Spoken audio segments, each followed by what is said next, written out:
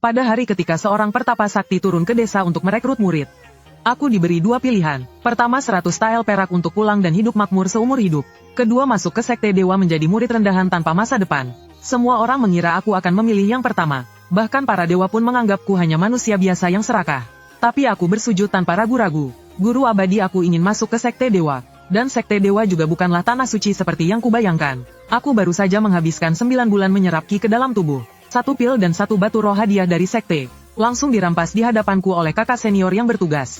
Lalu melemparkanku untuk menjaga sebidang ladang tandus. Tapi saat kesadaran ilahiku masuk ke dalam dantian, aku malah tercengang. Di sana selain gumpalan energi spiritual yang lemah, ternyata ada juga titik cahaya redup yang terus berkedip. Aku penasaran dan menyentuhnya dengan kesadaran ilahiku. Detik berikutnya langit dan bumi berputar. Aku ternyata terperangkap di sebuah ruang tanah hitam seluas 1 mu. Aku berteriak panik tapi hanya ada gema. Gawat, tidak ada jalan keluar. Bukankah aku akan mati terperangkap di sini? Di tengah keputusasaan aku tiba-tiba teringat. Aku sedang memeriksa dantian dengan kesadaran ilahiku. Lalu aku menyentuh sebuah titik cahaya dan masuk ke sini. Itu pasti ada hubungannya dengan titik cahaya itu. Jadi aku segera duduk bersila, menggunakan kesadaran ilahi untuk mencari lagi titik cahaya di dalam dantian. Saat aku menyentuhnya lagi aku tiba-tiba membuka mata. Aku ternyata sudah kembali ke kamarku. Apakah ini halusinasi? Tidak mungkin perasaan itu terlalu nyata. Aku memberanikan diri dan kembali menggunakan kesadaran ilahi untuk menyentuh titik cahaya di dantian. Kali ini aku yakin, ternyata di dalam dantianku tersembunyi sebuah ruang misterius. Setelah bereksperimen berulang kali aku pun menemukan, aku bisa membawa barang dari luar masuk ke dalam. Bukankah ini kantong penyimpanan yang wajib dimiliki para kultivator? Terlebih lagi kantong penyimpanan yang digunakan murid sekte luar seperti kakak senior Bai. Katanya hanya berukuran 1 meter persegi, tapi milikku ini luasnya 1 mu, setara dengan lebih dari 1000 kantong penyimpanan. Aku menyeringai, di masa depan tidak akan ada yang bisa menemukan barang-barang pentingku. Tapi kebahagiaan ini tidak berlangsung lama. Aku jadi khawatir soal kultivasi. Aku butuh 8 bulan untuk memasukkan ki ke dalam tubuh. Menerobos ke tingkat 2 pemurnian ki tingkat kesulitannya 2 kali lipat. Setidaknya butuh 2 tahun. Tingkat 3 pemurnian ki bahkan butuh 5 tahun. Yang lebih mengerikan adalah dari tingkat 3 ke tingkat 4 pemurnian ki. Tingkat kesulitannya akan meningkat berkali-kali lipat. Pantas saja semua bilang akar spiritual 5 elemen itu sampah. Batasnya adalah tahap tengah pemurnian ki. Aku baru mengerti kalau mau berkultivasi dengan cepat, harus punya pil spiritual dan batu spiritual. Dan satu-satunya jalan keluar untuk murid pesuruh sepertiku, adalah mengerjakan misi sekte untuk mendapatkan imbalan. Aku langsung bangkit dan pergi ke balai urusan untuk melaporkan terobosanku. Mengambil hadiahnya dulu, aku berlari kecil menuju balai urusan. Seorang kakak seperguruan sekte luar berjubah hijau sedang berjaga. Aku bergegas maju untuk memberi hormat. Kakak seperguruan, saya berhasil memasukkan ki setelah 8 bulan. Datang ke sini khusus untuk melapor. Siapa sangka pria parubaya itu melirikku dengan penuh keheranan. Baru berhasil setelah 8 bulan. Kamu benar-benar lambat. Aku menahan rasa kesal di hati sambil tersenyum. Adik seperguruan ini memang bodoh. Mohon kakak seperguruan jangan menertawakan. Dia menganggukkan kepala. Mulai hari ini, kamu sudah menjadi murid pesuruh resmi. Sekte tidak memelihara pemalas. Kamu harus menyelesaikan misi. Kalau tidak, kamu akan langsung diusir dari sekte. Kebetulan ada sebuah misi di sini. Kamu pergi kerjakan. Aku tertegun. Ini tidak seperti yang seharusnya. Bukankah misi seharusnya dipilih sendiri? Kesadaran spiritualku memindai slip giok itu. Ternyata misinya adalah bertani, menanam beras spiritual yang mengandung energi spiritual. Aku langsung mengajukan pertanyaan. Kakak seperguruan, adik seperguruan ini baru di tingkat 1 pemurnian ki. Aku khawatir sulit menjalankan tugas ini. Tak disangka, raut wajah pria parubaya itu langsung muram. Dia berteriak dengan keras. Ini adalah kesempatan yang sangat bagus. Kalau bukan karena murid sebelumnya naik tingkat, mana mungkin giliranmu? Dan sekarang tugas rendahan hanya tersisa yang satu ini. Kali ini aku benar-benar tidak punya pilihan dan hanya bisa menerimanya. Tugas ini adik terima kasih kakak. Ekspresinya baru mereda, namun aku ragu-ragu dan tidak pergi. Aku membuka mulut dengan hati-hati. Kakak bukankah berhasil menarik ki akan diberi hadiah? Sebuah pil obat dan sebuah batu roh. Siapa sangka dia menggelengkan kepalanya dengan wajah acuh tak acuh. Adik salah ingat, sekte tidak memiliki aturan seperti ini. Wajahku langsung menjadi jelek. Kakak, tapi semua murid yang berhasil menerobos sebelumnya telah menerimanya. Dia tiba-tiba menatapku dengan senyum yang bukan senyum. Oh benarkah? Bagaimana kalau aku melapor ke tetua untuk menanyakan apa yang terjadi? Tepat pada saat ini kesadaran spiritual yang sangat besar langsung menyelimutiku. Baru saat itulah aku mengerti bahwa dia ingin merampok hadiahku secara terang-terangan. Aku menggertakkan gigi dan mengeluarkan beberapa kata dari sela-sela gigiku. Adik yang salah ingat, tekanan itu baru menghilang. Pria parubaya itu tersenyum tipis. Adik di kemudian hari tidak boleh membuat kesalahan seperti ini lagi.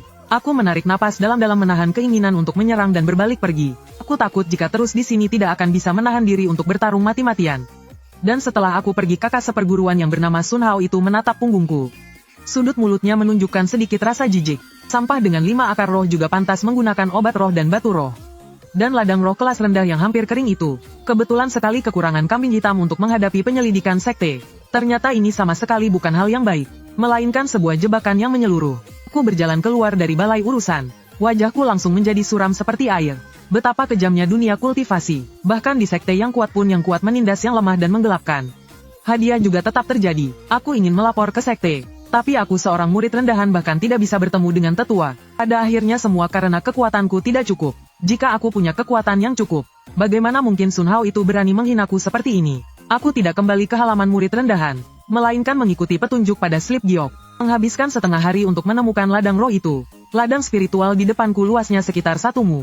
Beras spiritual sudah ditanam. Tugasku adalah menyiramnya setiap hari. Setelah tahun baru menyerahkan 1000 jin beras spiritual, aku bisa menukarnya dengan 100 pahala dan 2 batu spiritual. Dan kelebihan panennya semua menjadi milikku. Ini benar-benar pekerjaan yang sangat menguntungkan. Sebagian besar kekesalan di hatiku langsung hilang. Jadi aku segera mulai membaca lempengan giok, mempelajari cara merawat ladang spiritual, menyiram, menyiangi dan mencegah hama. Aku mengingat semuanya satu persatu. Kemudian aku mulai mengambil air dari mata air spiritual di gunung untuk menyiram. Aku sibuk sampai hari gelap baru selesai. Aku lelah sampai langsung tertidur dan tidak punya waktu untuk berkultivasi. Hari demi hari berlalu begitu saja. Setengah bulan telah berlalu, tapi ladang spiritual yang seharusnya sudah bertunas, malah hanya muncul beberapa tunas kecil secara sporadis. Kelihatannya pun seperti akan mati. Hatiku mencelos dan sampai pada kesimpulan yang mengerikan. Ladang spiritual ini bermasalah. Aku tidak tahan lagi dan meraung ke langit. Orang tua bangka itu berani-beraninya menipuku seperti ini. Aku akhirnya mengerti, pekerjaan bagus apaan ini, jelas-jelas sebuah jebakan. Sun Hao itu sudah tahu sejak awal kalau ladang spiritualnya bermasalah. Dia mencariku untuk dijadikan kambing hitam dan menanggung amarah sekte. Setelah amarah adalah rasa putus asa yang mendalam. Apa yang harus kulakukan? Apa aku harus kabur dari sekte Yitai? Tepat saat aku berada dalam dilema, sebuah pikiran tiba-tiba melintas. Bukankah di dalam dantianku ada sebuah ruang misterius? Tanah hitam di sana ukurannya hampir sama dengan ladang spiritual ini. Aku tidak tahu apa bisa dipindahkan. Aku segera duduk bersila dan membenamkan kesadaran spiritualku ke dalam dantian, memasuki ruang misterius itu. Tapi detik berikutnya aku langsung tercengang. Di atas tanah hitam yang tadinya kosong, ternyata telah tumbuh penuh dengan bulir-bulir beras spiritual yang kemasan. Aku mengucek mataku. Butuh waktu lama bagiku untuk percaya ini bukan mimpi. Aku langsung mengerti semuanya saat aku membersihkan ladang spiritual sebelumnya. Tanah yang tak sengaja ku bawa masuk ternyata berisi benih. Ruang misterius ini ternyata bisa mempercepat pematangan beras spiritual. Hanya dalam setengah bulan, beras spiritual di luar bahkan belum bertunas. Yang di sini sudah matang beberapa kali panen. Aku perkirakan di sini setidaknya ada 2000 kati beras spiritual. Hasil panennya 2 kali lipat lebih tinggi dari yang di luar. Aku segera memanen beras spiritual yang sudah matang. Lalu dengan hati-hati menaburkan benih yang baru. Setelah itu aku membawa beberapa beras spiritual kembali ke gubuk kayu untuk dimasak. Aromanya sungguh luar biasa. Aliran energi spiritual yang samar langsung menghantam titik energiku. 1 kati beras spiritual yang kumakan ternyata setara dengan setengah hari latihan kerasku. Dengan adanya beras spiritual ini, kecepatan kultivasiku sebanding dengan jenius berakar spiritual 4. Aku dengan gembira masuk lagi ke dalam dimensi itu, dan menemukan benih yang baru saja kutabur sudah mengeluarkan tunas. Dugaanku terbukti benar. Aku sangat gembira. Aku akan kaya. Ini adalah kesempatan emas dari langit. Dengan tanah hitam ini aku tidak hanya bisa menyelesaikan misi, tapi juga bisa mengumpulkan beras spiritual yang tak terhitung jumlahnya. Tapi aku segera menenangkan diri. Memiliki harta berharga bisa mendatangkan malapetaka. Sebelum memiliki kekuatan mutlak, rahasia ini sama sekali tidak boleh terbongkar. Aku bahkan harus berterima kasih pada Sun Hao itu. Kalau bukan karena dia, bagaimana aku bisa menemukan kegunaan ajaib dimensi ini? Sejak saat itu, aku meninggalkan ladang spiritual yang terbengkalai itu. Setiap hari makan 3 kali nasi spiritual dan fokus berkultivasi. Aku menemukan beras spiritual di dalam dimensi ini matang setiap 3 hari sekali. Padahal di dunia luar butuh waktu 1 tahun. Percepatannya lebih dari 100 kali lipat. Aku membuat sebuah gubuk kecil khusus untuk menyimpan beras spiritual. Hari demi hari, setengah tahun berlalu dalam sekejap. Tiba-tiba di atas kepalaku muncul pusaran ki. Hanya terdengar suara retakan. Penghalang tingkat 2 pemurnian ki berhasil kudobrak. Aku berhasil memasuki tingkat 2 pemurnian ki. Meskipun sulit, tapi bagi aku yang memiliki 5 akar spiritual, ini sudah merupakan kecepatan yang tak terbayangkan. Perlu diketahui, dulu aku butuh 8 bulan hanya untuk memasukkan ki ke tubuh. Dengan kecepatan normal, aku setidaknya butuh 1,5 tahun untuk menembus tingkat 2 pemurnian ki. Sekarang hanya dalam setengah tahun aku berhasil maju 1 tahun penuh. Aku akhirnya mengerti dengan sumber daya yang cukup 5 akar roh pun bisa meroket. Aku bahkan percaya diri bisa menembus ke tingkat 3 pemurnian Ki dalam 2 tahun. Kecepatan ini sudah jauh melampaui para jenius dengan 4 akar roh. Satu langkah cepat menentukan langkah selanjutnya. Sekarang aku di tingkat 2 pemurnian Ki akhirnya bisa melakukan sesuatu yang berguna. Jadi aku memutuskan pergi ke area pertukaran murid pesuruh. Menukar beras spiritual dengan beberapa sumber daya kultivasi, terutama batu roh. Aku sudah 15 bulan di sekte ini bahkan belum pernah melihat wujud batu roh. Tentu saja aku tidak mungkin menjual semuanya. Ada lebih dari 50.000 jin beras spiritual di ruang penyimpananku. Jika sampai terbongkar pasti akan menimbulkan kehebohan besar. Aku hanya berencana mengeluarkan 50 jin untuk menguji pasar. Untuk ini aku sudah melakukan persiapan yang matang. Aku tidak hanya membuat sebuah topeng tapi juga membuat setelan pakaian khusus. Menyamarkan diriku sebagai seorang pria bertubuh kekar. Setelah semuanya siap aku baru meninggalkan ladang spiritual dan bergegas menuju sekte. 2 jam kemudian aku tiba di area perdagangan murid pesuruh. Di sini tersebar beberapa murid pesuruh yang mendirikan lapak. Suara tawar-menawar terdengar tanpa henti. Aku bahkan melihat pil obat dan jimat. Sayangnya harganya terlalu mahal, tidak ada yang mampu membelinya. Aku mencari sebuah tempat dan mengeluarkan 50 jin beras spiritual. Di papan itu tertulis sebaris kata, beras spiritual berkualitas tinggi 10 jin 1 batu roh. Beras spiritual. Murid pesuruh di sekitar langsung berseru kaget dan segera berkerumun. Beras spiritual bagi murid sekte luar bukanlah apa-apa, tapi bagi kami para murid pesuruh, ini adalah harta karun yang bisa mempercepat kultivasi. Tatapan semua orang menjadi berapi-api. Aku melihat semakin banyak orang berkerumun. Aku pun diam-diam mengeluarkan aura kultivasi tingkat 2 pemurnian Ki. Benar saja kilatan rasa segan muncul di mata semua orang. Tingkat 2 pemurnian Ki sudah dianggap ahli di antara para murid pesuruh. Seorang murid pesuruh yang juga di tingkat 2 pemurnian Ki bertanya dengan hati-hati. Kakak, dari mana kau mendapatkan beras spiritual ini? Aku memberatkan suaraku dan menjawab dengan serak. Aku adalah penanam beras spiritual. Ini adalah harta simpanan yang kukumpulkan selama beberapa tahun. Kalau bukan untuk menerobos aku tidak akan rela mengeluarkannya. Begitu mendengarnya semua orang langsung menunjukkan rasa hormat. Aku lalu bertanya padanya, adik kau mau 50 jin 5 batu roh? Kultivator itu tampak tergoda tetapi menggelengkan kepalanya tanpa daya. Kakak senior bercanda. Mana aku punya batu roh? Orang-orang di sekitar pun ikut menimpali. Sepertinya murid rendahan memang sangat miskin. Saat itu, kultivator itu mengeluarkan sebilah pedang panjang yang patah. Kakak senior, ini adalah senjata sihir tingkat rendah yang rusak. Masih bisa dipakai beberapa kali. Tukar dengan 15 kati beras rohmu. Bagaimana? Tatapan menghina datang dari sekitar. Barang rongsokan ini paling-paling hanya bernilai 1 batu roh. Aku menggelengkan kepala dan langsung menolak.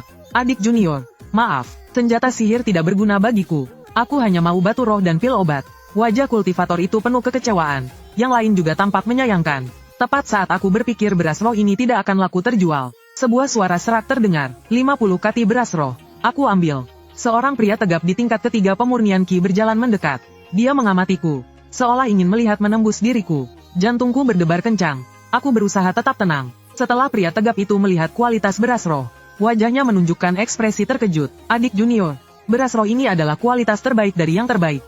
Aku tidak punya batu roh sebanyak itu, tapi aku punya sebatang ginseng darah. Sambil berkata, dia mengeluarkan sebuah kotak giok. Di dalamnya ada sebatang tanaman roh berwarna merah darah. Ginseng darah berusia 5 tahun bisa membantumu menerobos kemacetan dan naik tingkat. Hatiku langsung tergerak. Ginseng darah berusia 5 tahun. Kalau ditanam di ruang tanah hitam milikku, akan menjadi berapa tahun usianya? Aku menahan kegembiraanku dan berkata dengan tenang, kakak senior, usia ginseng darah ini terlalu muda. Pria tegap itu menjadi tidak senang. Usianya memang sedikit muda, tapi jelas lebih baik dari beras roh. Begini saja, aku akan memberimu tambahan 1 batu roh. Sepakat. Tanpa ragu aku langsung melakukan serah terima barang. Setelah transaksi selesai, aku langsung bangkit. Aku berkeliling di area perdagangan sebentar lalu pergi diam-diam. Aku terus berpindah-pindah ke beberapa tempat. Baru di sebuah sudut aku membuang penyamaranku ke dalam ruang penyimpanan. Dengan santai kembali ke ladang roh. Kembali ke gubuk untuk memastikan tidak ada yang mengikuti. Aku baru benar-benar merasa lega. Lagi pula sekte tidak akan peduli jika beberapa pesuruh mati. Aku berpura-pura menyiram tanaman selama beberapa hari. 5 hari kemudian aku baru masuk lagi ke ruang tanah hitam. Aku baru saja melempar ginseng darah ke dalam ruang tanah hitam. Tak disangka ia langsung tumbuh lebih besar dalam sekejap. Ini artinya khasiatnya langsung bertambah setara 1 tahun. Bukan hanya itu, di sampingnya juga tumbuh 2 ginseng darah kecil. Aku sangat terkejut dan senang. Ginseng darah ini tidak hanya bisa hidup tapi juga bisa berkembang biak sendiri. Aku langsung mengerti. Aku sama sekali tidak perlu menanam padi spiritual lagi. Aku langsung mencabut ginseng darah yang sudah tumbuh hingga berusia 7 tahun itu dan menelannya dalam satu tegukan. Kekuatan spiritual yang beberapa kali lipat lebih besar dari padi spiritual langsung meledak. Tapi setelah aku selesai menyerap kekuatan obatnya, aku tiba-tiba menyadari, aku telah ditipu. Ginseng darah berusia 7 tahun ini, efeknya hanya setara dengan 10 kati padi spiritual. Transaksi kali ini membuatku rugi besar 3 batu spiritual. Saat itulah aku sadar tidak ada orang baik di dunia kultivasi. Beberapa bulan kemudian jumlah ginseng darah di ruang tanah hitam sudah lebih dari 100 batang. Yang paling besar di antaranya, bahkan sudah mencapai khasiat 10 tahun. Aku langsung memetik dan menelannya. Kekuatan obat yang dahsyat dan belum pernah kurasakan sebelumnya meledak di dalam tubuhku. Ginseng darah berusia 10 tahun. Kekuatan obatnya lebih dari 2 kali lipat lebih kuat dari sebelumnya. Aku perkirakan hanya butuh 3 batang lagi. Aku bisa menerobos ke tingkat tengah lapisan kedua pemurnian Qi. Kecepatan kultivasi ini bisa menandingi jenius dengan 3 akar spiritual. Aku bahkan bisa bersaing dengan murid sekte luar seperti Shiro. Untuk pertama kalinya aku merasa penuh harapan akan masa depan. Tapi kemudian kekhawatiran muncul di hatiku. Bagaimana jika murid sekte luar dari balai urusan itu tahu kalau ladang spiritual ini telah kurusak? Jika dia mengetahui kecepatan kultivasiku yang tidak normal ini, itu akan menjadi masalah yang sangat besar.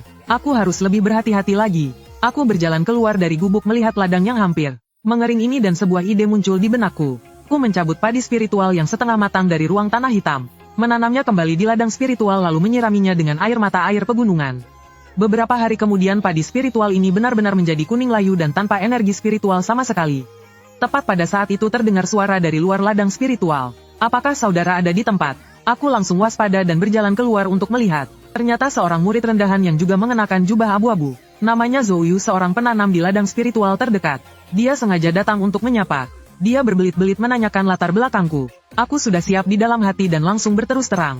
Aku datang ke sini berkat hubungan dengan kakak senior Sun Hao dari aula urusan.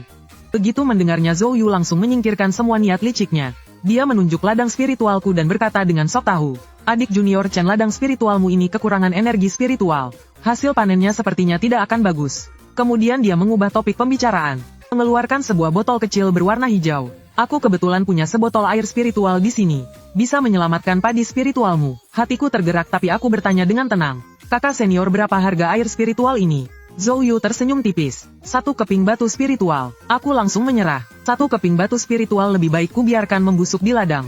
Aku berpura-pura menunjukkan wajah penyesalan. Kakak senior, aku benar-benar tidak punya 1 keping batu spiritual pun.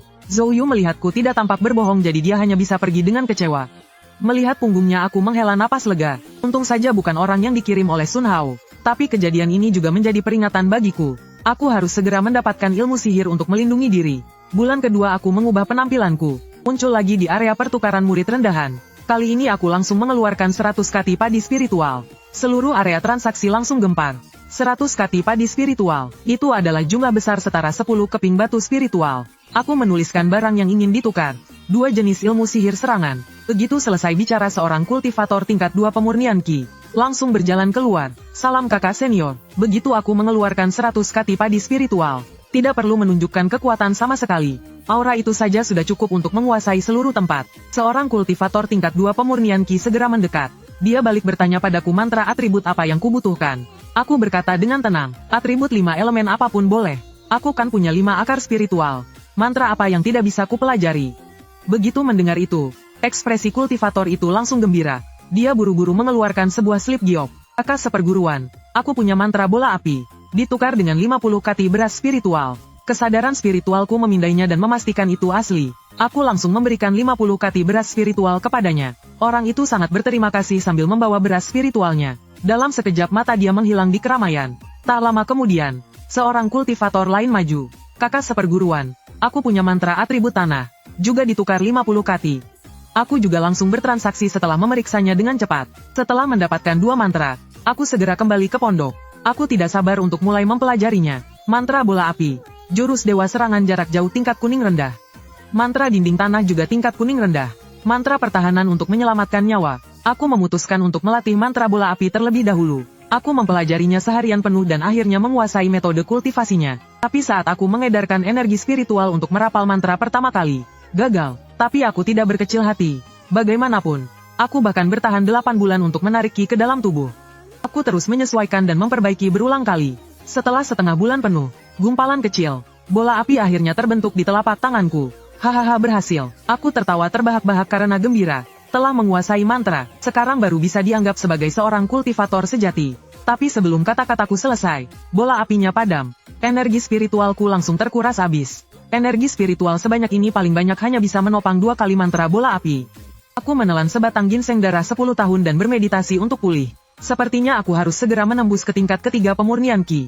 Hari-hari berikutnya aku benar-benar tenggelam dalam kultivasi. Siang hari makan beras spiritual, malam hari menelan ginseng darah. Dalam sebulan hanya untuk kultivasi saja sudah menghabiskan senilai sumber daya 29 batu spiritual. Cara kultivasi yang boros seperti ini, bahkan murid sekte luar pun tidak berani memikirkannya. Setengah bulan kemudian, mantra dinding tanah juga berhasil dikuasai. Setengah tahun berlalu begitu saja. Saat ini aku duduk bersila, energi spiritual dalam tubuhku melonjak. Tinggal selangkah lagi untuk menembus ke pemurnian Ki tingkat 3. Dalam waktu kurang dari 2 tahun aku berhasil mencapai puncak pemurnian Ki tingkat 2. Kecepatan ini sudah sebanding dengan murid sekte luar. Aku tiba-tiba teringat Zeng Song. Tidak tahu apakah dia saat melihatku sekarang. Kultivasiku akan membuatnya sangat terkejut. Batas waktu 1 tahun telah tiba. Aku melihat padi spiritual yang layu di ladang spiritual tanpa panen sama sekali. Sudah waktunya pergi ke balai urusan untuk melapor. Aku menarik napas dalam-dalam dari ruang tanah hitam. Langsung mengeluarkan 1000 kati padi spiritual. Memikul beban 1000 kati ini. Aku melangkah dengan mantap menuju balai urusan. Sepanjang jalan semua orang menatapku seperti melihat orang bodoh. Seorang murid yang bisa menanam di ladang spiritual ternyata bahkan tidak punya kantung penyimpanan. Aku mengabaikannya dan langsung berjalan ke balai urusan. Yang bertugas memeriksa ternyata masih Sun Hao. Dia sama sekali tidak mengenaliku. Bagaimanapun sudah setahun berlalu, perubahanku terlalu besar. Di matanya si sial yang mengambil alih ladang tak berguna itu, seharusnya sudah lama putus asa menunggu kematian. Akhirnya tiba giliranku. Aku meletakkan 1000 kati padi spiritual dengan keras. Kakak seperguruan hasil panen setahun 1000 kati padi spiritual, mohon diperiksa. Sun Hao melihat gunungan padi spiritual di depannya lalu menatapku. Hanya merasa tidak asing. Dia sama sekali tidak menyangka murid serabutan yang baru berhasil menarik Ki setahun lalu bisa menyerahkan begitu banyak padi spiritual. Bagaimanapun dia tahu lebih baik dari siapapun tentang ladang spiritual itu.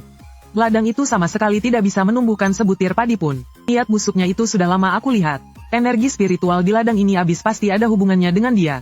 Dia ingin membunuh dengan tangan orang lain dan membuatku menjadi kambing hitam. Hasilnya aku justru menyerahkan 1000 kati padi spiritual, mengacaukan semua rencananya. Sun Hao menimbangnya dengan senyum yang dipaksakan. 1005 kati tidak buruk, tidak buruk. Kemudian dia mengubah topik pembicaraan. Bawa kemari lencananya. Saat dia melihat informasiku di lencana, matanya langsung terpaku dan dia mendongak menatapku tajam. Kamu adalah Chen Xuan, yang mengambil alih ladang spiritual kelas rendah nomor 12138. Aku menjawab dengan hormat. Iya. Mata Sun Hao menyipit, menatapku tajam. Kamu adalah murid pesuruh tingkat 1 pemurnian Ki dari setahun yang lalu itu. Aku mengangguk, bahkan dengan sedikit ketulusan. Benar, berkat kesempatan yang diberikan kakak seperguruan, aku baru bisa seberuntung ini. Kalau bukan karena dia, aku tidak akan menemukan rahasia ruang tanah hitam.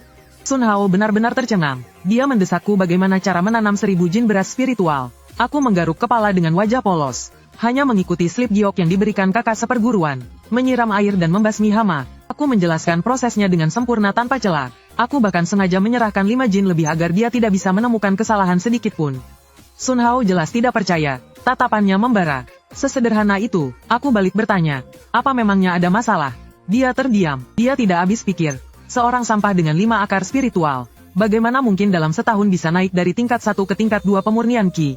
Tapi di permukaan dia tetap tenang dan memberiku 100 poin jasa. Tapi menahan hadiah batu spiritualnya. Aku tertawa dingin dalam hati. Utang ini, aku mengingatnya. Tunggu sampai kekuatanku cukup. Aku pasti akan menagihnya kembali beserta bunganya. Setelah meninggalkan aula urusan, aku tidak kembali ke gubukku, melainkan langsung menuju gunung terpencil di sekte. Aku menggali sebuah gua sementara, lalu menyembunyikannya dengan hati-hati. Sekarang saatnya untuk menerobos dengan sekuat tenaga. Yang ku keluarkan bukan lagi ginseng darah berumur 10 tahun, melainkan sebatang yang berumur 50 tahun. Setengah tahun ini, ginseng darah di dalam ruang tanah hitam. Yang tertua sudah mencapai umur 50 tahun. Batang yang satu ini bernilai setidaknya 20 batu spiritual. Aku menelannya dalam sekali teguk. Kekuatan obat yang dahsyat langsung meledak di dalam tubuhku. Meridianku merasakan sakit luar biasa seperti dirobek.